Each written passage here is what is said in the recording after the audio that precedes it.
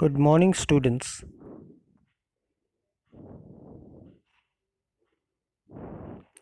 आज का हमारा टॉपिक है एपिथेलियल टिश्यू।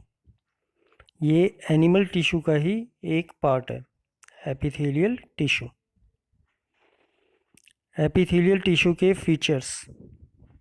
ए, कवर और लाइन सरफेसेस।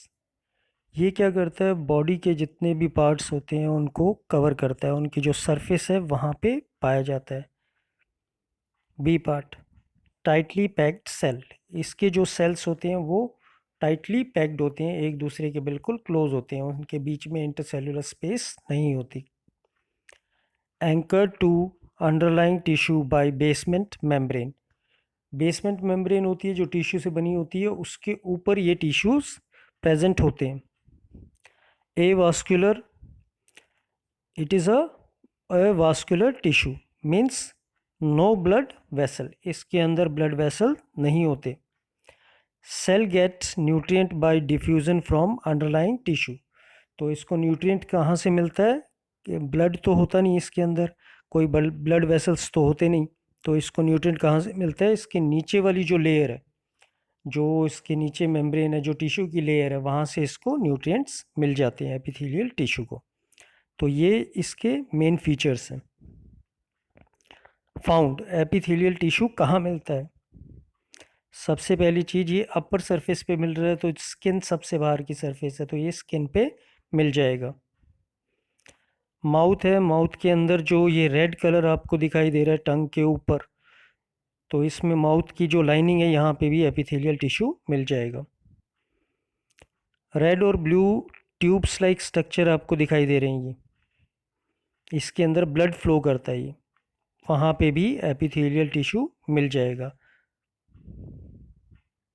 लंग्स में एपिथेलियल टिश्यू मिल जाएगा।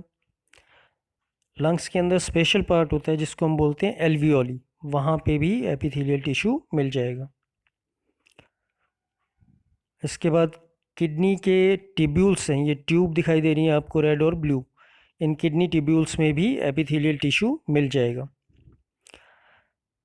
Next topic, functions of epithelial tissue. Epithelial tissue के फंक्शन क्या है?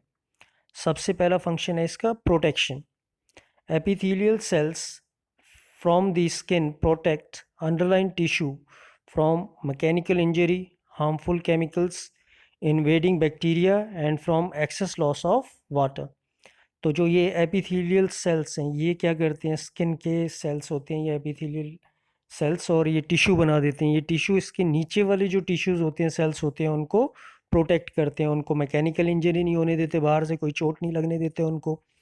हार्मफुल केमिकल्स उनके ऊपर अटैक नहीं कर सकते, क्योंकि स्किन प्रेजेंट है, वो क्या करेगी, उसको वहाँ तक पहुँचने नहीं देगी, एपिथेलियल टिश्यू वहाँ तक पहुँचने नहीं देंगे। कोई बैक्टीरिया आ रहा है उसको ये एपिथेलियल टिश्यू रोक लेंगे, या शरीर से एक्सेस ज़्यादा पानी लॉस हो रहा है वो ये एपिथेलियल टिश्यू नहीं होने देंगे। नेक्स्ट फंक्शन है इसका sensation. Sensory stimuli penetrate specialized epithelial cells. Specialized epithelial tissue containing sensory nerve endings is found in the skin, eyes, ears, nose and on the tongues। हमारी बॉडी के अंदर कुछ sensory organs हैं जो, जैसे कि स्किन है, आई, ईयर्स, नोज एंड टंग्स, इसके अंदर ये एपिथेलियल टिश्यूज प्रेजेंट होते हैं और स्टिमुलस को जनरेट करते हैं। ये स्किन के लिए स्टिमुलस जनरेट करते हैं टचिंग का, कोई टच करे तो स्किन क्या करेगी, झट से रिस्पॉन्स कर देगी।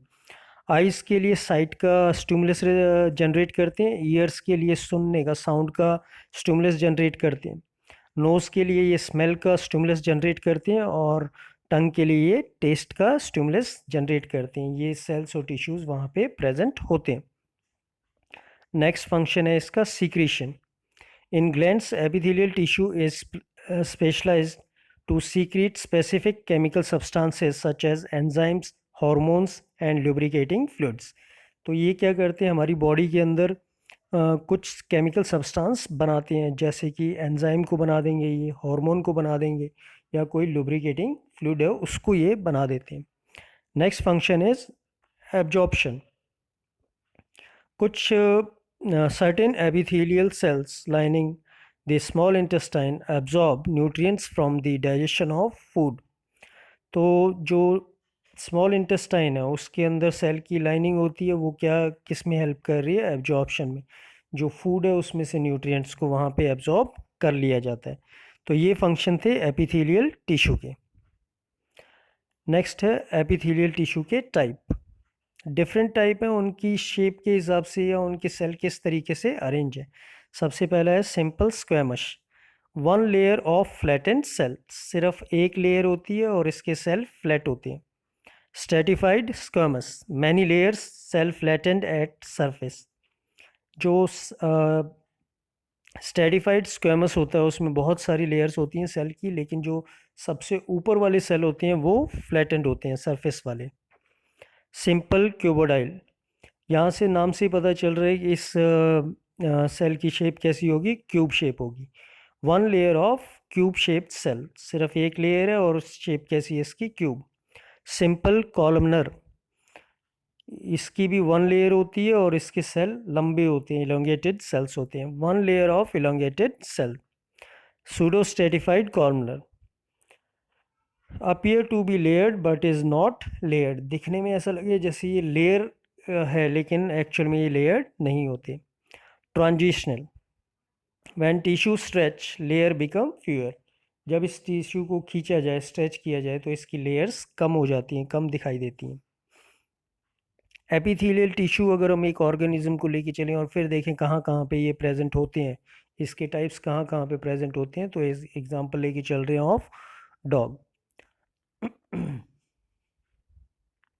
सबसे पहले स्ट्रेटिफाइड स्क्वेमस एपिथेलियम, माउथ की लाइनिंग में होगा। जो माउथ है उसके अंदर इंटरनल जो लाइनिंग है वहाँ पे ये स्ट्रेटिफाइड स्क्वेमस एपिथेलियम प्रेजेंट होगा। इसके बाद जो फूड पाइप आपको दिखाई दे रही है जिसको हम एसोफेगस भी बोलते हैं, वहाँ पर सूडो स्ट्रेटिफाइड कॉलमनर एपिथेलियम मिलेगा।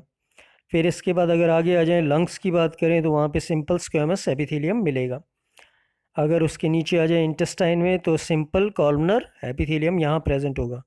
और नीचे आए तो यहाँ पे किडनी है, किडनी में क्या मिलेगा हमें, क्यूबोडाइल एपिथेलियम मिलेगा। चार टाइप के ये एनिमल टिश्यू होते हैं। एक है हमारे पास connective tissue, epithelial tissue, muscle tissue और नर्वस टिश्यू। हमने आज स्टडी कर लिया एपिथेलियल टिश्यू को। अभी एपिथेलियल की टिश्यू के कुछ और या वही पॉइंट एक बार दोबारा देख लेते हैं, कौन कौन से पॉइंट हमने पढ़े हैं। Epithelial tissue, first point, tightly joint closely packed cell, इसके सेल क्लोजली पैक्ड होंगे, एक दूसरे के साथ बिल्कुल जुड़े होंगे। Second point, one side of epithelium expose to air और internal fluid, other side attach to a basement membrane, एक साइड तो जो सरफेस के ऊपर वाली होगी एयर से वो क्या होगी, कांटेक्ट में रहेगी, और जो दूसरी साइड है वो बेसमेंट मेम्ब्रेन है उसके साथ जुड़ी होगी, वहाँ से वो न्यूट्रिएंट्स ले लेगी। Cover the outside of the body and lines the internal organs and cavities, जो बॉडी है उसकी आउटलाइन जो है उसको, आउटसाइड है उसको कवर कर लेगी, और इंटरनल ऑर्गन की भी जो आउटलाइंस है उसको कवर कर लेगी, या कोई कैविटी है इंटरनल बॉडी में वो उसको भी कवर कर लेगी। Barrier against mechanical injury, invasive micro organisms and fluid loss, बाहर से कोई चोट लगने का चांस हो तो वो क्या करेगा, उसको बचाने की कोशिश करेगा एपिथेलियल टिश्यू। माइक्रो ऑर्गेनिजम्स को एंटर नहीं करने देगा बॉडी में, और बॉडी से बाहर फ्लूइड को एक्सेस फ्लूइड को बाहर नहीं जाने देगा। Provide surface for absorption, excretion and transport of molecules, एक सरफेस बना के देगा जिससे चीज़ें एब्जॉर्ब होंगी, जैसा हमने देखा था इंटेस्टाइन में। एक्सक्रीशन किडनी और इनमें देखा था, तो वहाँ पे वो एक्सक्रीशन में हेल्प करेगा। फिर उसके बाद ट्रांसपोर्ट ऑफ मॉलिक्यूल्स बॉडी में एक जगह से दूसरी जगह ट्रांसपोर्ट हो सके, उसमें भी कौन हेल्प करेगा, एपिथेलियल टिश्यू। तो ये आज का हमारा टॉपिक था एपिथेलियल टिश्यू। नेक्स्ट टॉपिक कुछ और एनिमल टिश्यू को स्टडी करेंगे। Thanks for watching.